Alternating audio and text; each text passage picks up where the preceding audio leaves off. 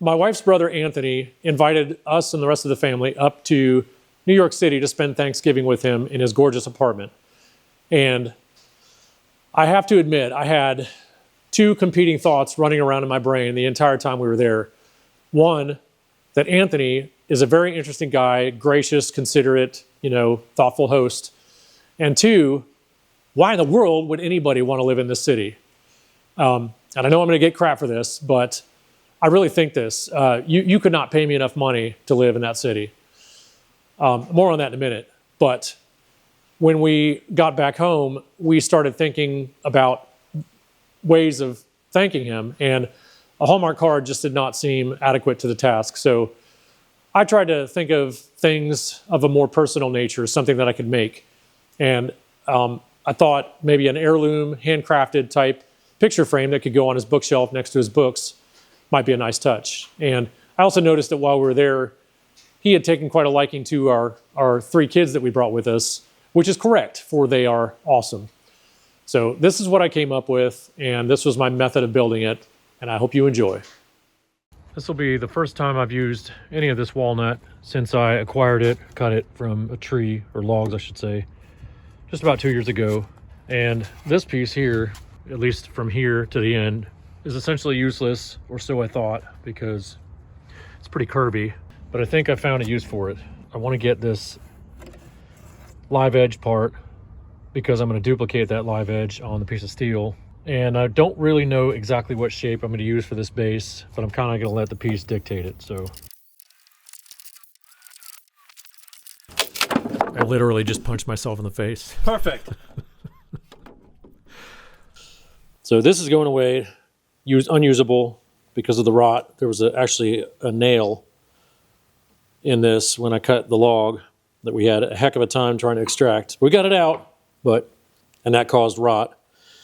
So what I'm really after is this live edge here, and I'm going to take the bark off. I'm going to cut about here, somewhere over here as well, and then I'll have this nice wavy edge. Some of you may be wondering why I was hating on New York City earlier. Well, from the moment we got there, we started bleeding rivers of money. Even before we got there, actually, when you count the inexplicably exorbitant road tolls. Needless to say, I was even more delighted to find out that it cost about $75 a night to park our car. And to make matters worse, I couldn't find a parking attendant who spoke English. I actually needed info about my car, but I couldn't get it. I got handed off to 3 different guys, each one a little more skilled at charades than the last guy, yet still unable to speak the King's English. So I said, screw it. I guess we'll just do our best to enjoy the loaded Thanksgiving parade from our front row vantage point 3 streets over, and hope against hope that our car still existed in the physical realm, and that one day, if we played our cards right, we might actually get to see it again. Later, we were all walking around starving to death, desperately searching for sustenance, because the parade had just finished and the entire population had descended like a cloud of locusts on every last restaurant in the city. Until finally, desperate, we found a pizza place that looked promising. And we went to order and found out it was a vegetarian pizza place, as if such a thing could exist.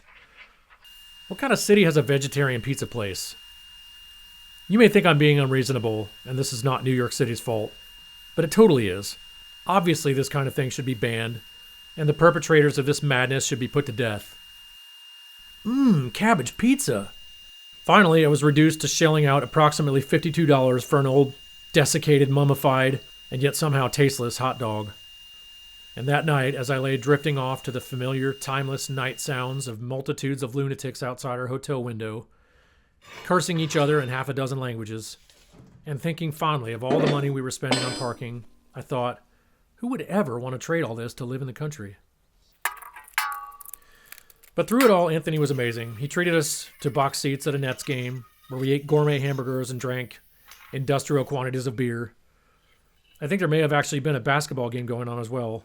I can't be too sure about that.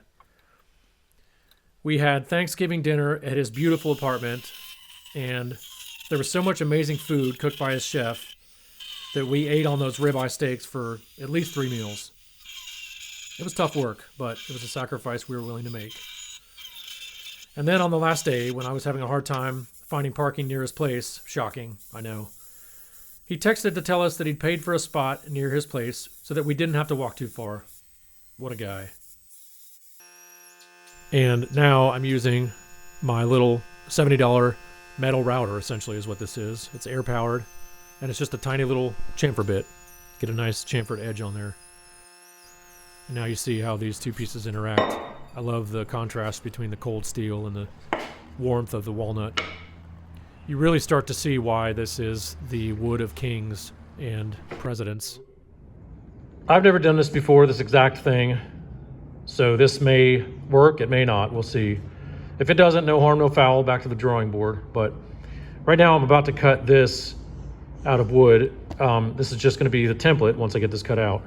It's gonna be the template that I'm gonna use. I'm gonna put it on the piece of metal and trace around this and then cut the piece of metal out. And what that's gonna be is the part that sits on here that holds the picture. So there's gonna be a part that screws into the piece of wood here, which is this part. Then there's gonna be a heat bend. Just imagine this is the metal that I've used this template to cut out. Imagine this is the piece of metal now, all cut out and everything.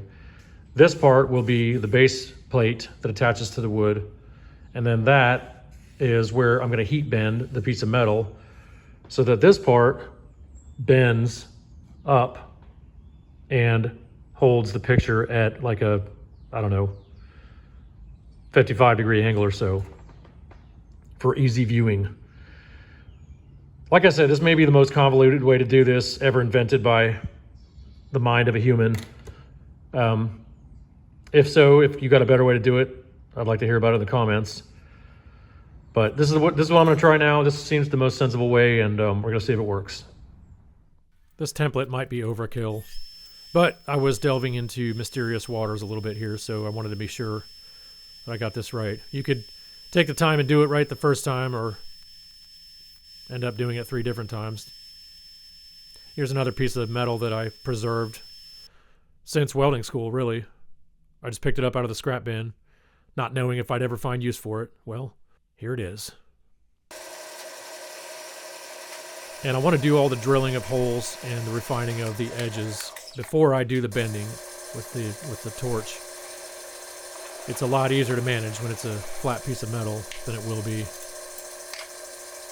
after I put that curve in there.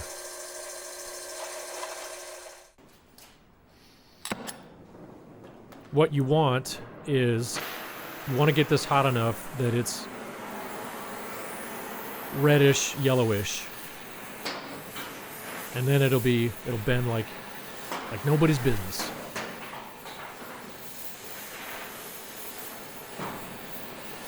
I have my vice grip pre-positioned so I don't waste any time. It's all ready. You can try bending it with just your gloved hand. I don't recommend that. Bend it with the vice grip. There's no gauge or anything. I just kind of bend it a little past 90 so that there's a slight lean to it for the presentation of that picture that is going to be on there. Not bad. Not bad at all. Once this cools down, I'll do the 3M stripper on it, get that gluing off there, and the mill scale, and it'll look good. You really want to secure this piece of wood to the table before you start drilling with your 3-inch Forstner bit. That thing will do everything in its power to hurl that piece of wood directly into your face or all the way across the shop into your stained glass window, which you definitely have in your shop. I want to get the basic, or I should say, brute force cutting and routing and whatnot done before I cut out the actual frame, because there's a lot of force being exerted on that piece of wood, and if the piece of wood is already a cutout 1/2-inch frame, and then you drill that hole in there, for example, that's just going to burst apart into a million pieces, and we don't need that. So the round over, the drilling of the hole, and then the little very, very shallow rabbet that accommodates the picture, that needs to be done before, and then I'll cut the perimeter of the frame.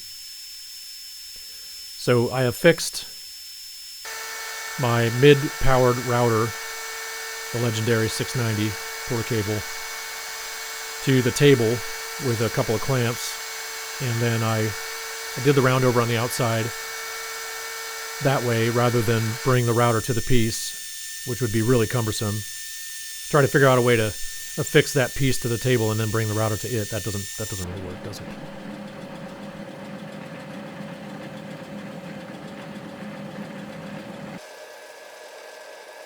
I'm drilling the holes in the wood that are going to bolt the frame to the piece of metal. And then I'm going to drill and tap one hole, as you see here. And then screw the frame down in order to accurately mark out the other 3 holes. If you try to do all these holes at once, there's a very strong likelihood something's going to move and your holes aren't going to line up.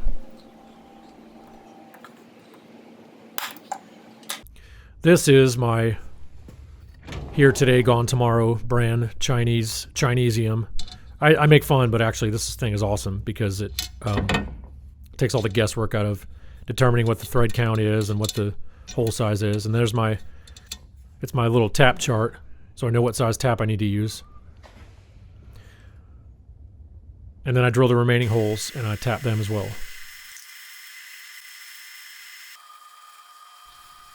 And then one of the last steps here is to attach little rubber feet on the bottom. It was kind of a debate in my head whether I wanted to use wooden feet that I made in the shop, which are kind of cool, or the little rubber feet. In the end, laziness won out, I guess I have to admit. And so, rubber feet it is. And these are readily available at any hardware store. You can get an assortment of these things in a box. I find them very handy. You really start to see the contrast here. Super cool. The picture's going to go in there. And I love the way that live edge interacts with the kind of carbon copy of that live edge onto the steel.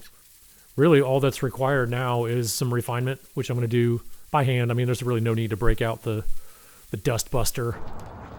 In times past, I would paint these a solid color, but I really like the clear look. I like the contrast.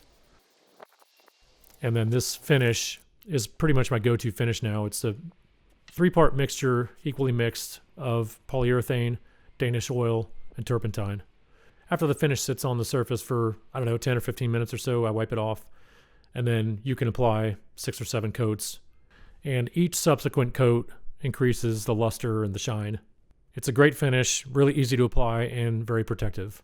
If you've made it this far, I want to thank you for helping the channel by doing that, going this far, and also through your comments. They really mean a lot to me. I try to go through all of them, and I try to respond in a timely manner. And these kinds of comments are, you know, how we learn and grow as craftsmen. And so I do appreciate it. I enjoy making the videos, believe it or not, despite the fact that it's a pain, frankly, to move, you know, lighting systems and cameras around with every shot. But I enjoy making them. I feel like I've benefited a lot from the content that other people produce. And so maybe it's time for me to, you know, pay it forward a little bit. So thank you again for watching the video. Now go and make something awesome.